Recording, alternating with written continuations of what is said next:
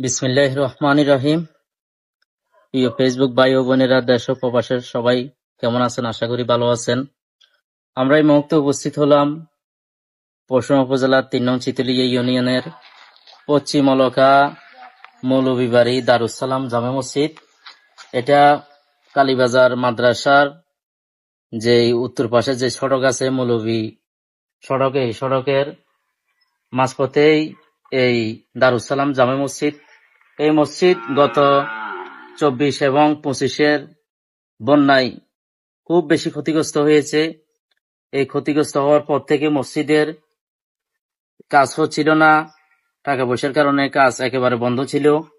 তো গত কিছুদিন আগে এলাকার যে ভাইয়েরা আছে সবাই মিলে উদ্যোগ নিয়েছে এই মসজিদের মেরামত করার। তো এখন মেরামত চলতেছে, দেখেন আপনারা মসজিদের মেরামত চলতেছে। এখন আপনাদের কাছে দেশ ও প্রবাসের সবার কাছে আমাদের আকুল আবেদন থাকবে যে আপনারা সবাই এই সহযোগিতা করবেন, আল্লাহর ঘরে মসজিদের জন্য সহযোগিতা করে যেন এই সবাই বেশি বেশি করে দান করবেন। দান করে মসজিদের বাকি সম্পূর্ণ যে কাজগুলো রয়েছে এই কাজগুলো যেন সম্পূর্ণ হয়ে যায়। তো এদিকে সবাই দোয়া করবেন।